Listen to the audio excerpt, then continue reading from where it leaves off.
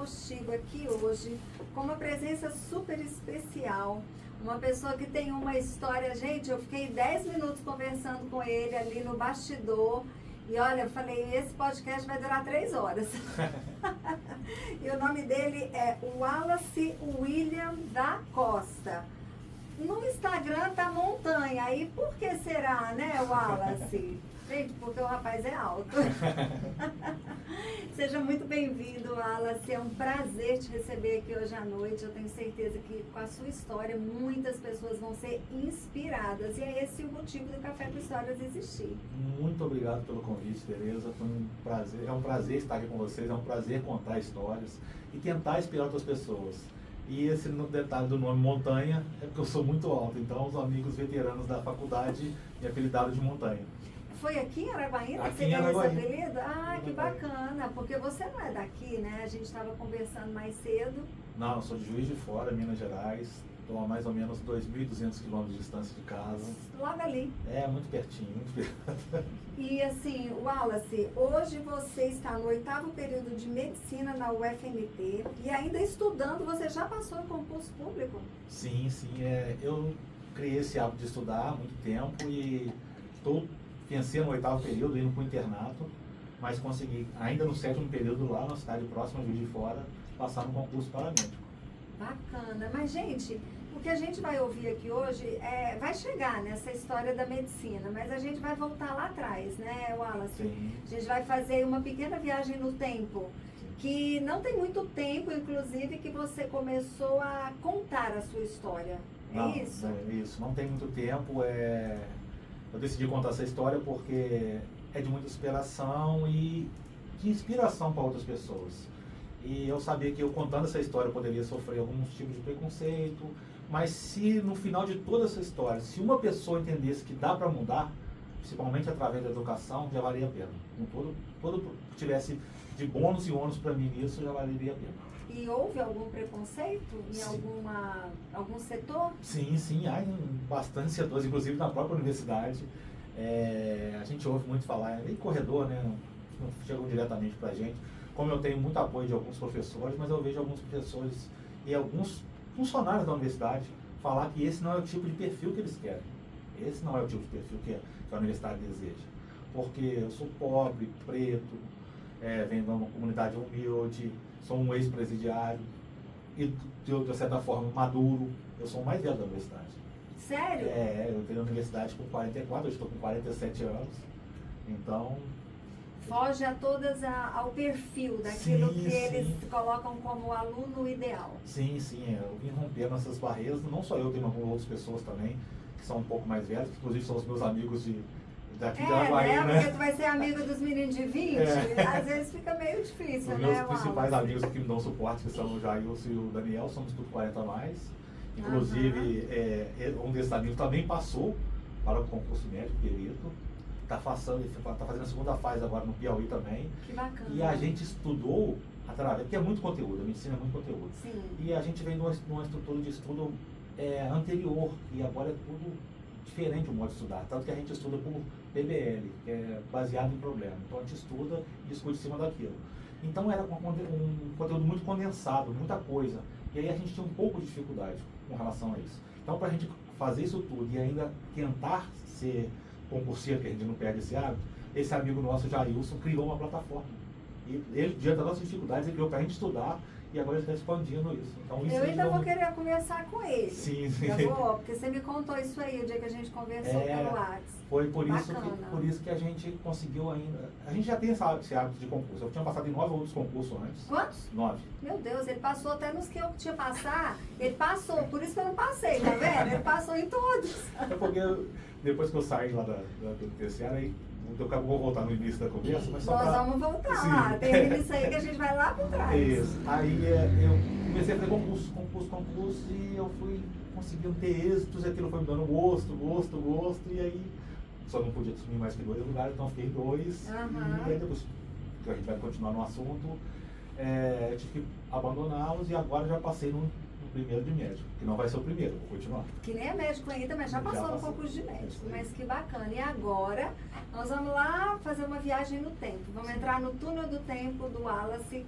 pra gente voltar. Você falou que é de uma família humilde, de uma comunidade. Qual cidade? Onde tudo começou? Sim. Onde que o Wallace nasceu? Como é que nasceu essa pessoa? O Wallace nasceu em Juiz de Fora, no bairro Jockey Club. É um bairro que tem mais ou menos 9.000 pessoas, em média. Grande. Juiz de Fora tem hoje 650 mil pessoas. Não é a quarta maior cidade de Minas em população. Uhum. Nesse meu bairro, até pouco tempo atrás, acho que por 10 anos atrás, tinha poucas pessoas que têm nível superior. Inclusive, a gente não conhece nem conhecido médico, que chegou perto de ser médico. No nosso bairro, entendeu? Então é um bairro muito humilde, um bairro de periferia, um bairro mais afastado. Então, esse tipo de âmbito não tem. Agora, de um tempo para cá, começou as pessoas a fazer o superior, então já estão mudando. Mas ainda médico é muito difícil. E você nasceu, cresceu nesse bairro mais simples, e quando você era mais jovem, você gostava de estudar? Eu estudei até o meu primeiro ano no ensino médio. Estava estudando porque... Quantos anos? Com 16. 16. Aí foi onde eu comecei a usar drogas. Que tipo de drogas? Cocaína. Uhum. E depois eu comecei a vender para manter aquele vício. Porque você começa o vício, mas depois você tem que pagar por ele. E aí, como a gente é criado naquele local, a gente tem conhecidos, primos, amigos, e a gente acabei me envolvendo nisso. E aí você começou a vender drogas? Sim. Aos 16? Aos 16. E aí? E aí, aos 18, fui preso. Você foi preso. Como é que foi essa prisão? A polícia fez uma grande investigação e aí a gente... O que acontece? A gente acabou sendo muito conhecido na cidade, então a gente distribuiu uma quantidade de droga muito grande. Entendi. Na época. Pra época era uma quantidade muito grande. Era muito. Tanto que quando a gente foi preso com mais de 40 quilos de cocaína. 40 quilos? Mais de 40 quilos. Uau. Fomos presos em 12 pessoas.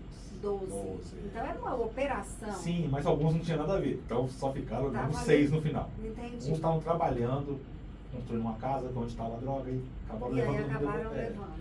Depois, mas no final ficamos os 6 que realmente eram envolvidos. Sim. E aí, como é que foi? Você foi preso, você foi julgado e condenado? Fui preso, julgado e condenado a 6 anos. 6 anos de cadeia. 6 anos. Desses 6 eu fiquei 4 presos e 2 incondicional. E me conta, como é que era isso na cadeia? Porque hoje a gente vê que o índice de reabilitação em cadeias, ele é baixo. Foi lá que você começou a ter uma mudança de vida? Ou foi lá que você começou a pensar? O que aconteceu com o Wallace, um menino ainda, preso, né, numa operação aí com 40 quilos de cocaína, que deve ser cocaína pra caramba, não tem nem noção da quantidade, assim, de tamanho. Mas aí preso e condenado, e aí vai pra cadeia. E aí o que acontece? Então aí vou voltar ao começo. Quando você vai preso, você não vai direto para uma penitenciária. Você vai primeiro para um presídio, posteriormente você vai para a penitenciária. Depois eu vou te mostrar onde eu estou chegando nesse presídio. Eu fiquei no presídio um tempo e depois fui transferido para a penitenciária. Bom, aí fui para a penitenciária, estou na penitenciária. Na minha época ainda era cela individual. Só que a gente tinha liberdade de sair 6 da manhã, só ser trancado às 8 da noite. Você ficava livre dentro dos corredores, você ficava livre. Então você tinha com as pessoas conversar.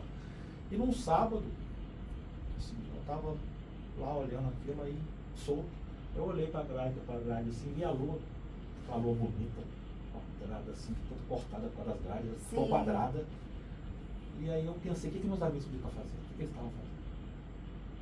Eu tinha vários amigos que nenhum deles foram presos, entendeu? Junto dessa grupo. Aí eu falei, não, eu quero os primeiros amigos. E já tinha uma escola dentro da penitenciária com Telecurso 2000, antigo Telecurso 2000. Sim, eu lembro. Era videocassete, tudo. Porque a gente fala isso, essa geração jovem não sabe nem o que é isso, né? Videocassete. E aí eu comecei a estudar, eu falei, não, vou mudar. Eu comecei a estudar, e procurei o professor, comecei a estudar e fiz o que hoje é o EJA, que antigamente era o supletivo. E aí eu consegui tirar meu segundo grau lá dentro. Dentro da cadeia você tirou o tirei o segundo grau. Isso foi no meados que a prova era de 6 em 6 meses. Então eu tirei no meados de 2001. E assim que eu acabei de conseguir esse diploma, eu tentei ingressar na Universidade de Juiz de Fora. Eu pedi para fazer o vestibular. E aí o juiz não autorizou, eu saí para fazer o vestibular, mas autorizou o pessoal de fora a vir trazer a prova. Então eu e mais um amigo fizemos a prova e eu fiquei por 1 ponto para passar em medicina na UFJF nessa época. Quantos anos você tinha? Eu tinha 20 anos. Então, quer dizer, lá atrás, por um ponto, Por um você ponto. não... Antigamente era vestibular, não tinha esse negócio de SISU nem nada, era Sim. vestibular, fazia uma prova. E já era seu sonho fazer medicina? Eu acho que isso é mais um sonho da minha mãe do que meu, mas eu sempre gostei dessa Mas área. você pegou esse sonho? Eu sempre gostei da área de saúde, sempre gostei. Tem uma irmã que é técnica de enfermagem e tal, eu sempre gostei dessa área, sempre gostei de cuidar, sempre gostei de poder ajudar as pessoas, entendeu? E aí fiquei por esse um ponto. Aí acabei conseguindo a liberdade em 2022, saí condicional, e aí eu comecei a trabalhar num hospital lá. 2002, desculpa, 2002. Aí eu comecei a trabalhar no hospital, fiz um curso de enfermagem, depois que eu saí. Técnico? Fiz curso de técnico de enfermagem e comecei a trabalhar. E aí eu trabalhei no hospital que a minha irmã trabalhava, como contratado. E aí 6 meses fizeram um concurso. E eu não passei por 2 pontos nesse concurso. Aí peguei e fui trabalhar no hospital particular. Aí fiz toda etapa pra você ver como eu tinha um preconceito. Fiz toda etapa, tudo, cheguei a fazer exame médico. E um dia numa entrevista, quando está aqui, a pessoa me perguntou, você já foi preso? Já teve um problema de justiça? Falei, já paguei. Ah, então tá bom, a gente vai te ligar. Nunca mais. Eu tô guardando até hoje a ligação. Até hoje. E aí foi quando eu vi que Juiz de Fora para mim ia ficar pequeno por conta desse preconceito, entendeu? Entendi. Porque não tinha como você fugir do seu passado, né? Não tinha como. Aí o que eu fiz? Eu decidi ir para o Rio fazer concurso. E Juiz de Fora no Rio é 140 quilômetros. Então é muito perto. Aí fui para o Rio, passei num concurso temporário também. Fiz um concurso temporário do Hospital Federal de Bom Sucesso e comecei a trabalhar. E aí, 1 ano e meio depois, saiu um concurso efetivo. E aí eu fiz o concurso efetivo, passei. Na mesma época saiu da Fiocruz, eu também passei. Aí fiz um da Petrobras, que aconteceu a mesma coisa que aconteceu de fora. Da Petrobras era um concurso, mas era esse contrato CLT. E aí a pessoa me perguntou uma coisa, você teve um de deixar e tal, mas não tinha conversa. Já tinha acabado até minha condicional nessa época. E não. Ah, então tá bom, a gente vai te ligar. E até hoje ficou. E aí assumi esses 2. Tá esperando 2 ligações. 2 ligações, então, 2 ligações. Tem ligações que não é melhor nem chegar, né? Agora já... Sim, agora a vida já mudou, já tem outras coisas. E Deus foi sempre abrindo porta para mim, sempre. Então, tive muito sofrimento com algumas coisas, com alguns preconceitos, mas Deus está sempre colocando pessoas boas no meu caminho, entendeu? Então, acabou superando isso. Com certeza. E Wallace, assim, dentro da cadeia, como é que foi passar 4 anos dentro da cadeia? Porque eu te confesso, às vezes eu vejo o filme e eu falo, caraca, deve ser algo sufocante você estar confinado a um lugar, a um espaço só. Como é que é estar dentro da cadeia? Vou te falar uma coisa que pode até parecer estranho, mas você se acostuma. A gente se acostuma Se com acostuma. Por incrível que pareça, quem mais sofre é a família. Porque Sério? tem que passar revista, humilhação, para levar comida, levar alguma coisa, tem que ser tudo de forma de embalagem separada, algumas coisas separadas. Então a família a gente sofre muito. Não é que seja um lugar agradável, não é isso, mas o ser humano se adapta muito fácil, entendeu? Alguns perrengues você passa, igual quando a gente já teve algumas revisões lá e tal, aí você fica um pouco mais estressado, um pouco mais preocupado.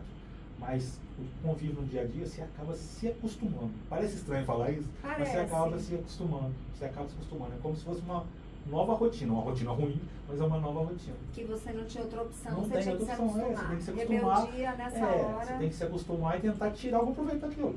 E aí foi quando eu comecei a estudar, porque você tem que procurar alguma coisa, porque senão sua cabeça fica muito ociosa. Então você acaba pensando em coisas erradas, entendeu? Às vezes você fica com raiva de um, de outro.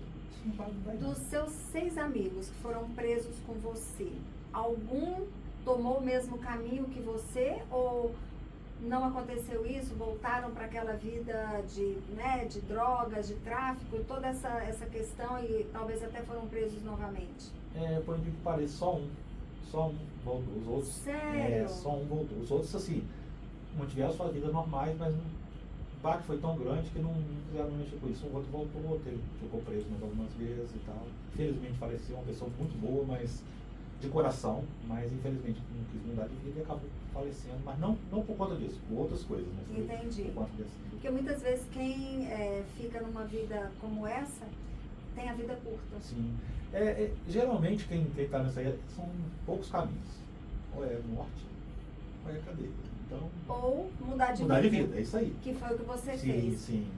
Mudar de vida Eu acho que assim, é porque hoje em dia a gente não vê muito falar disso, mas tem muita gente que se recupera, entre aspas, porque não vive aquela vida mais, mas vive uma outra vida teoricamente normal, entendeu? Entendi. É porque às vezes a gente, realmente, como você disse, às vezes a gente não ouve falar de tantos casos. Aí quando a gente vê um caso, a gente se surpreende e quer ouvir a história. Sim, sim. Que é isso que a gente está fazendo aqui hoje com você. E eu vou te falar, gente, a história não acabou, né, Wallace? Ainda tem muita coisa para a gente conversar. Não vai embora, a gente vai ter um intervalozinho e já a gente volta com você. E cá estamos nós com o Wallace. E aqui no intervalo a gente estava conversando. Você já viu aquele ditado? Ah, vai ver o sol nascer quadrado? E o que eu achei interessante, o que fez o Wallace parar, pensar e repensar na vida dele, foi que ele viu a lua quadrada, né, Wallace? Sim, sim. Foi uma noite dessas de sábado que eu vi aquilo diferente. Eu não conseguia ver a lua toda, eu conseguia ver ela quadrada e com corte das grades. Então aquilo, eu imaginei tanta coisa onde que eu podia estar, o que os meus amigos estariam fazendo, que daquele dia eu decidi mudar.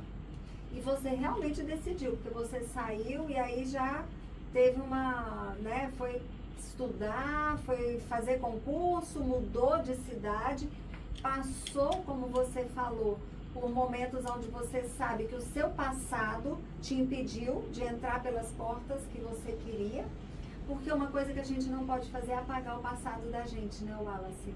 A gente precisa conviver com ele. Sim, e tem vezes que a gente nem precisa apagar o passado. Às vezes eu uso até essa frase, que o meu erro não me define. Não define. Então, até algumas coisas que você acha que naquele momento é uma maldição, que é uma coisa ruim, ela se torna imensa. De repente, se eu tivesse sido aceito nesses hospitais, ou onde eu iria trabalhar, de repente eu não teria mudado de vida e chegado tão longe, porque a gente vai se acostumando, talvez vai parando. Se acomodado. Sim, se acomodado, porque eu estava na minha cidade, conseguiria me manter. Então, de repente, isso aí não mudar. Quando eu tive que mudar para outra cidade, procurar outras coisas, isso acaba te dando um levante, dando um ânimo. Uma coisa que eu falo, tem pessoas que os desafios, quando a pessoa encontra um desafio, ela trava, ela para. Outras pessoas, e essas eu observo que são as pessoas que conseguem chegar mais longe, são aquelas que quando tem um desafio, ela fala, pera lá, eu vou encarar esse desafio e eu vou para cima. Eu acho que foi isso que você fez. Sim, foi sim. Eu tenho um outro relato para contar, que foi quando eu estava tentando agora fazer medicina. Porque eu vi que eu poderia passar em medicina quando eu passei em odonto na UFJF. Eu só não passei em medicina em todos os cursos. E eu falei, eu vou estudar, vou me dedicar e vou fazer. E aí eu falei com a minha esposa. Você passou em odonto também? Em odonto. Enquanto você era técnico de enfermagem, você passou em odonto? Eu era técnico de enfermagem, aí eu passei. Não, aí eu me aposentei porque eu operei a coluna. E vamos voltar um pouco, vamos fazer uma retrospectiva. Eu trabalhei na Fiocruz, no Hospital de Bom Sucesso, até o ano de 2016, quando eu fiz uma cirurgia na coluna. E aí eu fui. O que você tinha na coluna? Eu fiz uma artrodese na coluna lombar. Eu tinha 9 anos de disco. Só que eu só operei uma que estava me prejudicando. Entendi. Então, aí aposentou. Aí aposentei. Aí veio a pandemia logo depois. Eu falei, eu vou estudar. Não fazendo nada, teoricamente nada, eu vou estudar. E aí foi quando eu passei, primeiramente, para minha engenharia mecatrônica em Juiz de Fora, no Instituto Federal Sudeste. E aí comecei a estudar, só que era online. Fazer os dias exatos online é meio ruim. Aí eu fiz para o UFJF. E aí eu consegui passar em tudo menos em medicina. E eu me inscrevi em odonto. E aí cheguei a me matricular. E num belo dia, eu estava em casa e começando a mexer na internet, eu vi lá. Vaga para medicina pelo SISU na UFT. Tinha o UFT, não era o UFMT. E aí eu botei minha nota. Tá, você sabia o que era o UFT? Porque ele falou que nunca tinha ouvido nem falar de Araguaína. Não sabia nem onde era o UFT, nem onde era o Araguaína. Mas faltou um pouquinho antes disso aí. Nesse processo, quando eu passei em odonto, eu podia passar em medicina. Aí eu falei com a minha esposa, eu vou fazer uma prova. E eu fui para Bahia, em Vitória da Conquista, e para Cássia, no Mato Grosso. Um final de semana um final de semana no outro. E aí na Bahia eu fiquei com 2 pontos. Cara, sempre 2 pontos, 1 ponto, puxa vida. E Cássia não, Cássia eu fiquei um pouquinho mais para trás.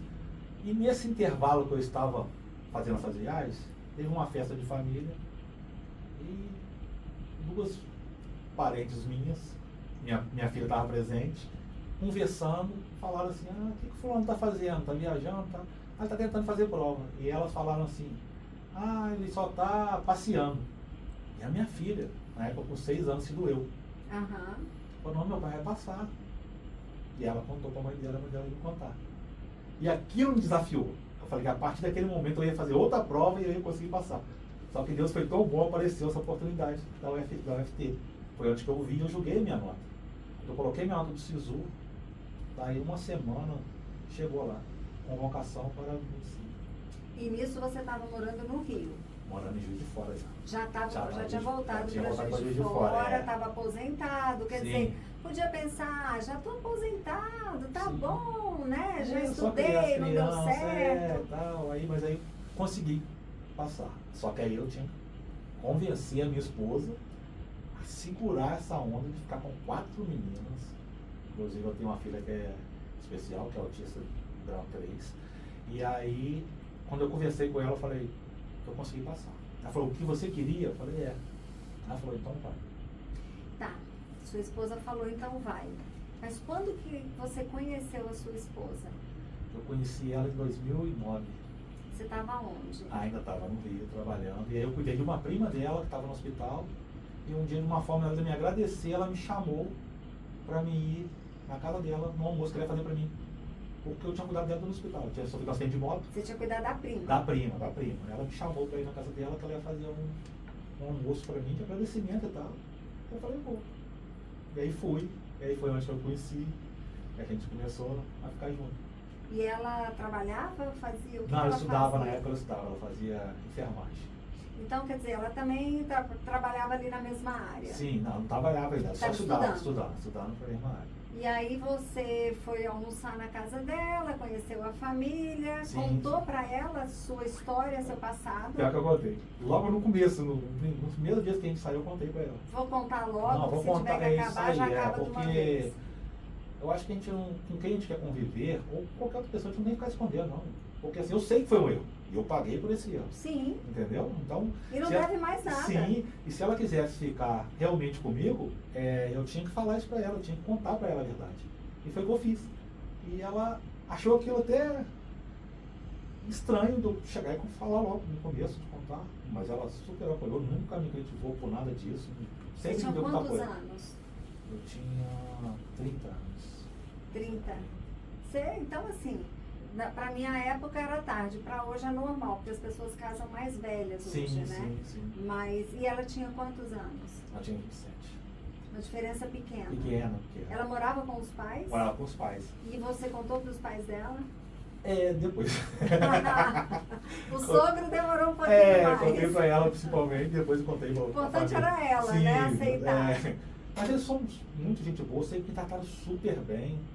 São pessoas que eu levo com um carinho muito grande na minha vida, porque nunca me criticaram assim, me colocaram pra baixo, me diminuíram. E super apoiam minhas filhas, entendeu? Então, pra mim, são pessoas maravilhosas.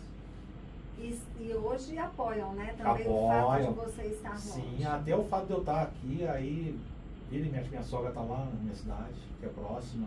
Meu sogro de vez em quando vai, minha cunhada está sempre lá, sempre dando um apoio, entendeu? As tias da minha esposa estão sempre lá. Então, assim, eles veem isso como uma superação e incentivo, entendeu? Incentivo o tempo todo, não, continua, vai, que vai dar tudo certo. Porque é muito difícil, igual deixa eu largar minha esposa com 4 filhas em casa, é complicado. Ainda mais ter uma filha especial, as filhas que dependem para ir para a escola, para levar, para fazer. Qual a idade das meninas? Eu tenho uma filha de 16, a Mariana, tem uma de 13, que é especial, que é a Maria Antônia. Que fez aniversário ontem. Fez aniversário ontem, Parabéns, Maria Antônia.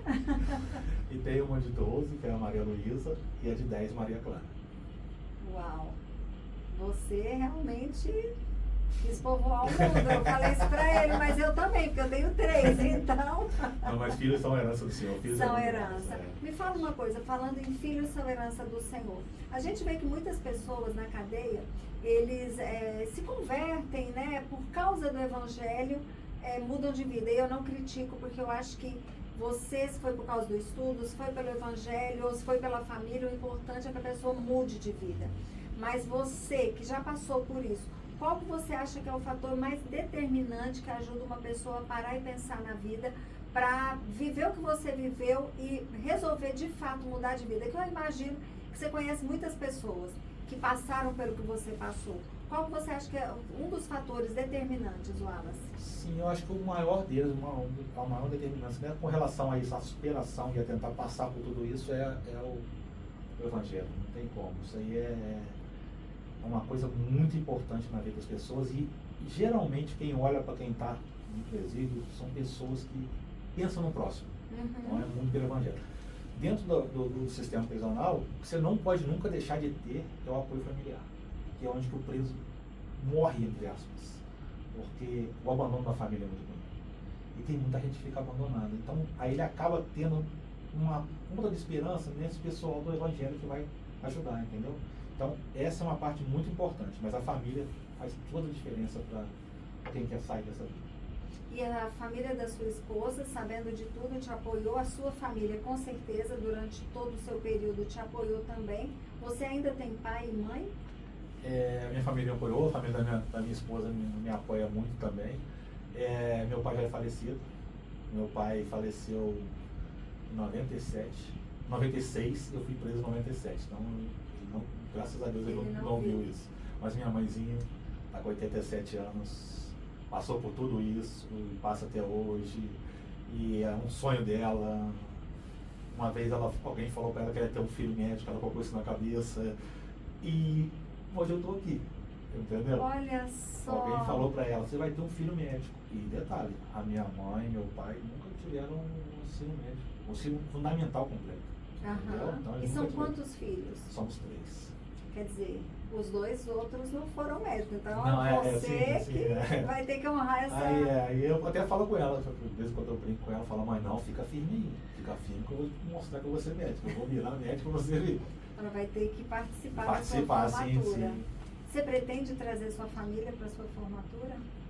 Então, a gente não definiu muito bem isso, porque com relação à formatura aqui, não estão decidindo se vai ser aqui, se vai ser em Palmas, porque é uma turma muito pequena, então você tem que reunir muita gente para conseguir fazer realmente alguma coisa. Mas os trâmites que vão ter com colação de grau, essas coisas sim. Mas com relação à festa de formatura em si, a gente não decidiu nada sobre isso não. Mas com relação a trâmites de estar aqui na colação de graus, tudo eu quero fazer. É importante, né, Wallace, sim, que eles venham e que sua mãe venha. Sim, isso vai ser o ápice para a vida dela. Eu acho que eu sou, às vezes eu falo que eu sou um pouquinho emotivo, mas se eu ver minha mãe e minhas filhas entrando, eu não sei como é que eu vou me conter, entendeu? Não vai se conter. Porque, e nem precisa. Sim, porque é muito. Quando eu falo da minha filha, principalmente da Maria Antônia, que ela tem esse problema de ser especial, aí eu emociono, porque ontem mesmo no aniversário dela eu não pude estar novamente. Eu vou pro 4º ano hoje dela no aniversário. Então, porque a data do aniversário é época de aula. Sim, eu estou sempre aqui. Todas elas, pior que todas as 4, eu nunca estou no aniversário delas. Então, aí às vezes, conversando com esses amigos meus, já e o Daniel, então a gente se pergunta se vale a pena isso. Porque é uma mudança muito grande, mas você perde uma parte tão boa da sua família, da criação, entendeu? Então a gente tem que pesar isso tudo. Tem hora que a gente fica um pouco mais para baixo com relação a isso. Mas a gente sabe que o passo que a gente vai dar é para benefício principalmente delas. Então a gente vai segurando a onda com relação a isso. Entendi. Realmente, eu imagino que tem momentos onde dá para balançar bastante. Essa distância, então, ela é cruel, porque a gente sabe, qualquer coisa que a gente faz no dia a dia tem os seus problemas, como trabalho, convivência. A então, vida... tem dia que você não tá legal. A vida só é bonita para quem está postando todo dia. A gente posta no Instagram, você fica postando os perrengues, né? Não. Os perrengues chiques posta. A vida do Instagram é mas maravilhosa. Mas o dia a dia... Sim, a vida do Instagram é maravilhosa. Eu queria viver só lá no Instagram. Sim, a vida do Instagram é tudo muito bonito. E a gente não quer contar derrota, né? A gente não quer contar derrota. Então todo mundo tem suas derrotas, os seus medos, os seus dias ruins. Sim, todo mundo tem isso. Então isso a gente não posta. Isso a gente não mostra. Então, nessas fases, porque é bom ter apoio. Nessas fases é bom ter apoio. Igual eu tô longe de todo mundo. Aí, como o meu amigo Jailson também está longe, o Daniel também está longe, que é de Minas, então a gente se apoia um ao outro. Porque tem dia que a gente balança. Com certeza. Porque é muita matéria, é muita coisa, é muitos problemas que a gente envolve em si, pressão. Porque, imagina, você com 20 anos, para gravar essa quantidade de conteúdo, já é muita coisa. Imagina você com 40, 47. É muita coisa. mas a gente vai superando devagarzinho, todo dia, degrau a degrau. Por isso que eu falo uma coisa sempre, a gente tem que comemorar sempre as pequenas vitórias. A gente só quer comemorar o grande. Não, vamos passo a passo, comemora hoje, tirei uma nota boa hoje eu tive um dia legal, hoje eu fiz isso, fiz aquilo, tem que comemorar. Você tem o hábito de comemorar as pequenas vitórias? Você criou esse hábito desde quando? Você lembra? Ou foi, tipo, não lembro? Não, assim, desde o dia que eu saí, era uma grande vitória, que foi quando eu saí de verdade. Sabe? Sim. Foi uma grande vitória e a partir dali eu decidi comemorar tudo. Não, eu tenho que comemorar qualquer passo que eu der, eu tenho que comemorar, porque isso vai me dar incentivo para coisas maiores, entendeu? Só que eu aprendi a dar um passo de cada vez. Vai outro. Porque é legal me formar, mas eu imagino eu viver 6 anos sem comemorar. Hoje eu fui bem, hoje eu fui legal, hoje eu aprendi muito bem isso, hoje eu não aprendi tanto. Mas se eu não comemorar essas coisas, lá na frente você vai comemorar só o... Porque você não vence quando você chega lá, você vence quando você não desiste. No dia a dia, se você não desistindo, você consegue vencer. Você falou algo que é super importante, você não vence quando chega lá. Você vence quando não desiste. Você tinha todos os motivos para desistir várias vezes, né, Wallace? Sim, eu tive muitos motivos para desistir. De tudo. De preconceito, de viver numa situação precária, mais humilde, de preconceito por cor, por idade. Então, eu teoricamente seria o que as pessoas falam que é uma pessoa deixada de lado, por ter o passado do jeito que foi. Só que isso aí, para mim, eu me fiz isso como combustível. Devagarzinho eu vou conseguir superar essas coisas. Parabéns. E você não vai embora. Fica aí que a gente tem mais um pedacinho da vida do Wallace daqui a pouco. E nós estamos aqui para a terceira e última parte desse bate-papo, que eu não sei você, mas eu estou muito inspirada com a história do Wallace. Essas frases que você fala, de ter visto a lua daquele formato, acho que sempre que eu ver agora a lua cheia, eu vou lembrar disso aí, entendeu? E ver que você vence quando você não desiste, né? Então, assim, que você passou e passa ainda por preconceito.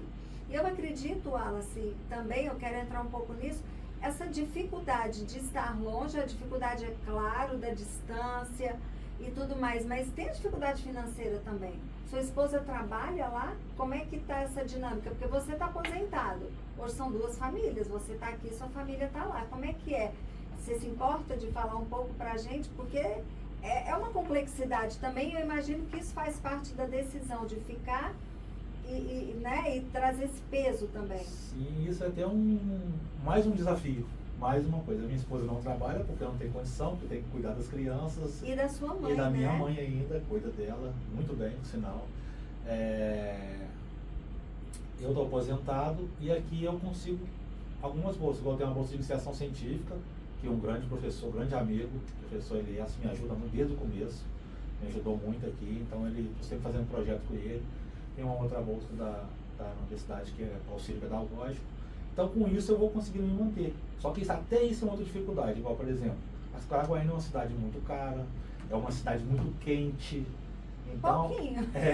Aí até para mim estudar, se eu estivesse estudando na onde eu moro, é muito quente. Então, eu tenho que ir para a biblioteca para estudar, a biblioteca lá da UFMT, onde a gente tem um RU, que isso ajuda demais, porque a gente paga um preço razoável para se alimentar.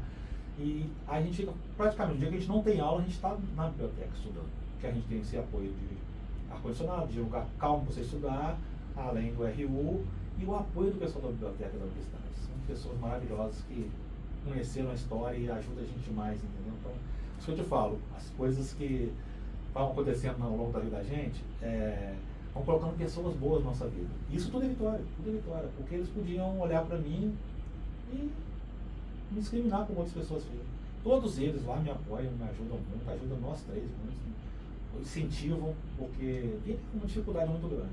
E aí eu largar minha família lá, em Juiz de Fora, com pouco recurso, graças a Deus a gente mora numa casa que não paga aluguel, então a gente ainda consegue se manter, mas isso tudo com superação da minha esposa, com superação aqui. Eu não tenho luxo, e eu nem quero ter luxo, eu quero conseguir vencer esse obstáculo, e é mais um desafio. Então, por isso que quando você compara um estudante de medicina que tem as coisas tudo na mão, teoricamente na mão. Os pais proporcionam, então não está errado, não tem nada errado nisso, entendeu? Mas é outro grau de dificuldade. É outro grau. Então assim, vamos supor, se eu tiver que comer uma coisa que eu quero muito, mas será que minhas filhas estão comendo bem? Então é esse tipo de coisa que a gente tem que ficar pensando, entendeu? Por isso que eu estou lutando, para futuramente conseguir isso, mas no momento eu preciso do mínimo para mim conseguir vencer isso.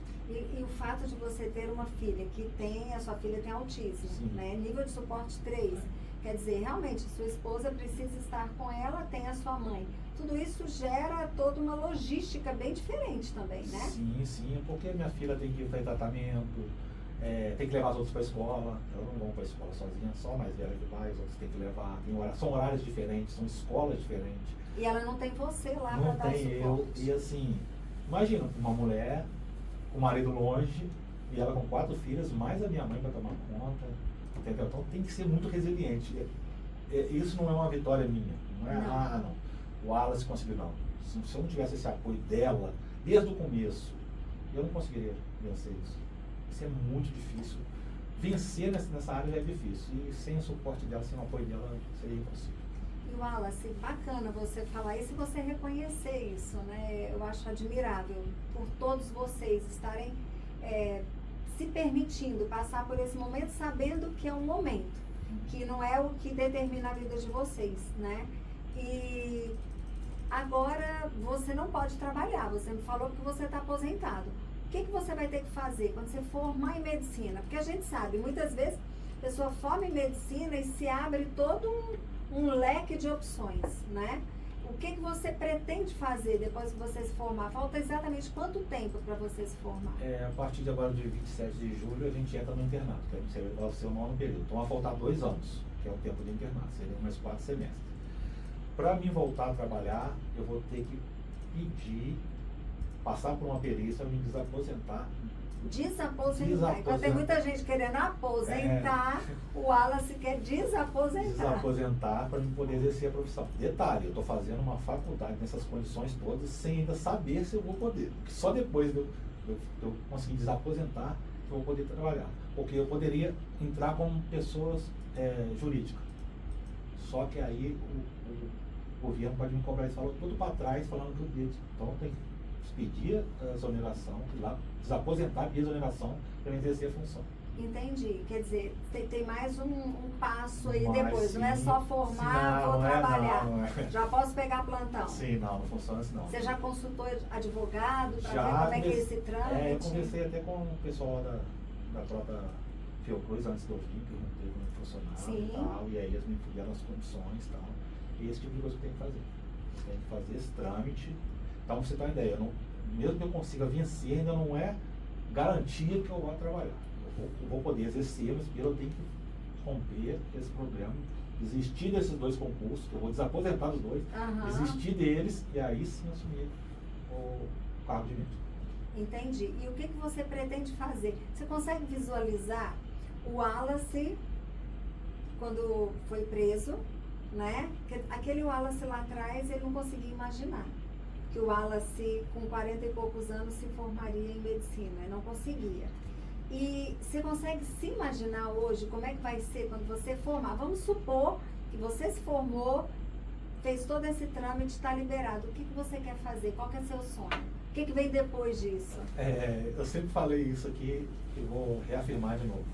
A minha principal coisa que eu quero fazer é dedicar pelo menos um dia da minha vida para as causas sociais. Pode ser em presídio, pode ser em lar de idosos, pode ser com morador de rua, pode ser isso está no meu coração. Um dia da semana? Um dia da semana vai ser para isso. Independente se eu vou conseguir desaposentar, se eu não for, essa coisa eu posso fazer. Mas a minha intenção é essa. Um dia na semana é dedicar às causas sociais.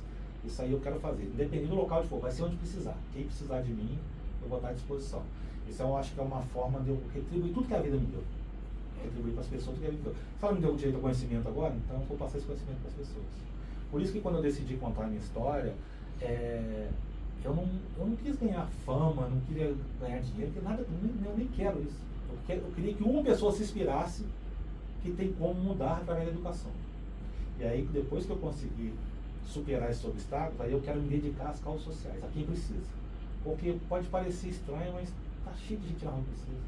Gente que só precisa ser ouvido.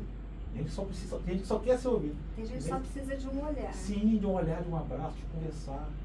Você pode ver que geralmente alguns lugares você chega para uma consulta, pode ser qualquer área. A pessoa tem vezes que nem olha na sua cara, só mexer. E a parte humana está onde? Onde ficou isso? Cadê? Essa parte, por conta da vida corrida, de tudo, ficou um pouco de lado. E eu quero dedicar isso aí a fazer essa, não é caridade, que eu não quero chamar isso como caridade, eu quero ajudar essas pessoas. Retribuir seria essa palavra. Um dia. E os outros 6? O que você pretende? Qual área que você pretende atuar na medicina? Então, eu poderia pensar várias coisas. Aí eu poderia chegar na idade e falar, não, sua idade não dá para muita coisa, mas a gente acaba sendo prova da vida que dá para fazer muita coisa. Mas eu poderia fazer uma residência disso ou daquilo, mas a minha área, por ter um pouco de escala social, eu pretendo trabalhar como medicina da família. Que seria em posto de saúde, pode ser em ordem indígena, pode ser onde for. E para esse primeiro momento eu não precisaria me especializar se eu fosse trabalhar nisso. E se eu quiser uma especialização, aí eu vou com uma área completamente diferente. Só que eu acho que vai fugir um pouco disso. Então de repente eu vou ficar um tempo na medicina da família e depois eu vou me especializar numa área de uma psiquiatria ou numa área de CTI, intensivismo, que eu trabalhei muito tempo, uma área que eu gosto. Mas aí foge um pouco do humano. Quando você está no CTI, mais pessoas em estado muito crítico, então você foge um pouco daquilo. Mas quando você vê a recuperação, é maravilhoso. Com certeza. Então, quer dizer, você consegue vislumbrar já esse sonho, né? Existe uma distância muito grande, né, Wallace? Quando a gente para e olha para você hoje, uma distância muito grande daquele menino que foi preso com 40 quilos de cocaína e esse homem que hoje tem uma família que te dá a mão, te dá, como você falou, se não fosse a sua esposa, as suas filhas também, você não ia conseguir fazer o que você faz. E olha que distância gigante.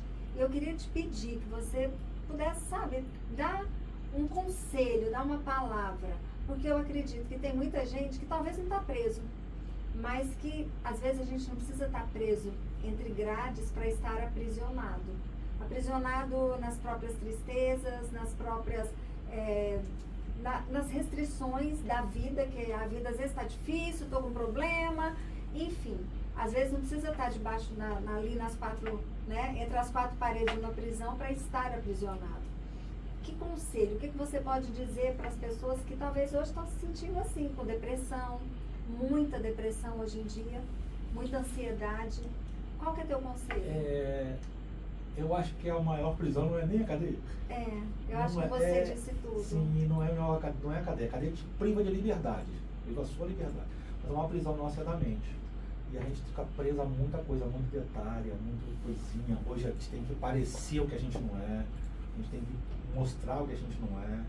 Então, assim, um conselho que eu dou para quem pensa em mudar, para quem quer mudar, olha para dentro de si. Sabe quando eu venci? Quando eu olhei para dentro de mim. Eu vi que o maior inimigo era eu. Então eu tinha que me vencer para conseguir vencer as coisas, as dificuldades da vida, entendeu? Então eu acho que a pessoa tem que olhar para si, ter apoio. O apoio é fundamental. Se não fosse minha esposa, minhas filhas, é por elas que eu estou aqui, eu falo sempre isso, por conta delas. É um sonho da minha mãe, é um sonho meu também, mas é por elas que eu estou aqui, porque a dificuldade é grande.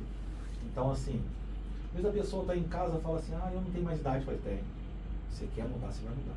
Você pode mudar a todo instante, desde que você decida mudar. Então, você fala, a partir de agora eu quero mudar. Vai ser difícil no começo? Vai, porque o nosso corpo quer sossego. É igual quando a gente quer emagrecer. É contra o organismo. O organismo não quer que você emagreça, ele quer poupar energia para quando você precisar. Momento de escassez, entendeu? Então, eu acho que a gente tem que sempre ouvir coisas boas, escutar coisas boas e tentar tirar de qualquer situação, pode ser a pior que for, algo de melhor, algo que você pode mudar em cima daquilo. Nunca ver aquilo como uma coisa ruim. Tem os dois lados, tem a parte ruim, mas tem uma parte boa. Por pior que pareça, tem uma partezinha boa. E uma das coisas que eu gosto de falar é assim, quando eu bati no fundo do poço, eu vi que eu não tinha mais lugar para ir. Era só subir. Então foi onde você pega impulso e sobe. E vai conseguindo mudar a sua vida. E vai conseguindo achar forças. Às vezes tirar força de onde não tem. Sim, sim. Que bacana, Wallace. Eu não sei você, mas eu hoje fui extremamente inspirada com tudo aquilo que você falou. Porque às vezes é fácil a gente pensar, o Wallace está aqui, está longe da família e tal, mas Quantas coisas, quantos pensamentos você tem, sua esposa tem, suas filhas têm, e você tem que vencer isso todos os dias. Sim, sim. Até isso, você pode, como é que a gente tira coisas boas de qualquer coisa? O fato de eu estar longe das minhas filhas é ruim para mim, mas por estudos é bom. Porque eu consigo... Você foca mais. Foca mais, entendeu? Então até isso a gente tem que procurar enxergar porque é bom. É ruim estar falando de família? É a coisa que eu mais sofro? Mas se eu estivesse lá, de repente eu não estaria me dedicando tanto. Entendeu? Então assim, até esses percalços é bom a gente tirar proveito deles. Isso que você falou é verdade. A gente tem que tirar algo bom de tudo. Porque alguma coisa vai ter, algum aprendizado vai ter, sempre, né? E bacana, Wallace, que bom que você está conseguindo tirar esses aprendizados da vida. E hoje inspira tanta gente. Você falou que foi uma decisão que você perguntou para sua esposa se você poderia abrir o fato, né, de tudo aquilo que você viveu. E ela concordou. Então eu vejo que eu quero conhecer sua esposa. Nossa, vai conhecer. Nossa, eu quero conhecer. Eu já estou inspirada com a sua esposa. Vai conhecer sim, ela é uma pessoa muito... Quando ela vir para a sua formatura. Sim, não, com certeza. Vocês já estão convidados. Olha aí, tá vendo bem? Meu marido está aqui, ele vai, já fomos convidados. Então pronto. Como é que ela chama? Patrícia. Patrícia, eu quero te mandar um abraço, dizer que o fato de você segurar na mão desse homem fez toda a diferença na vida dele.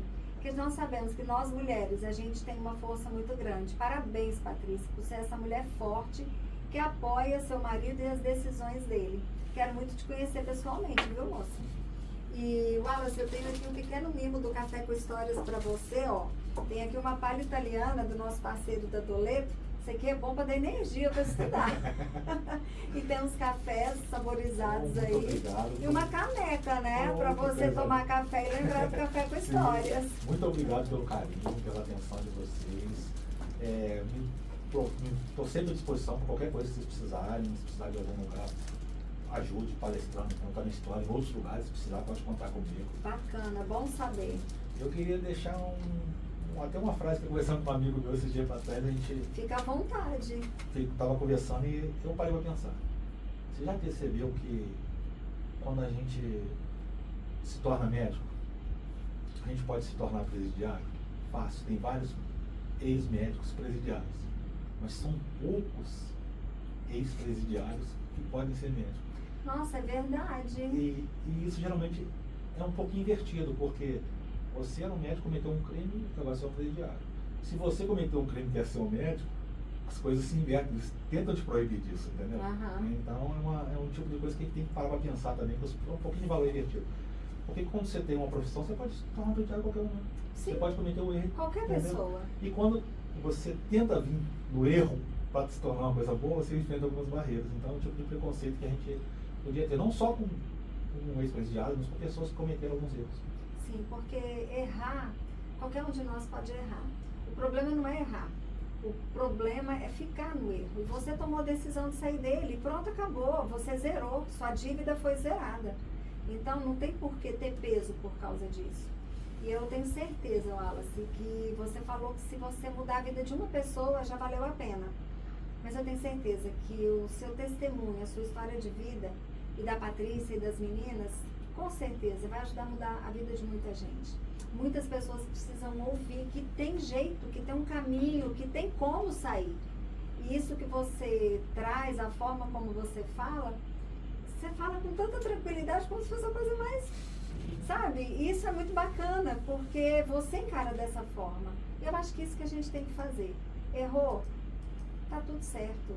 Não vai errar mais e bola pra frente e vamos pra cima. E é isso que você tá fazendo, né?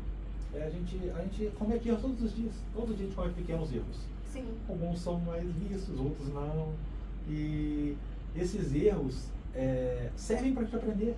Para a gente aprender, tentar mudar, ter uma pessoa diferente todos os dias. Então, eu acho que a gente tem que pensar sempre o seguinte: nenhum erro nos define. Nenhum erro nos define. Por pior que seja, a gente pode mudar e começar de novo. Parabéns por ter mudado. Parabéns por ter aceitado, né, o que a vida te trouxe, não com mágoas, mas com desejo de mudança. Como você falou, quando você chegou no fundo, você ganhou um impulso para subir. Que você suba muito mais, Wallace.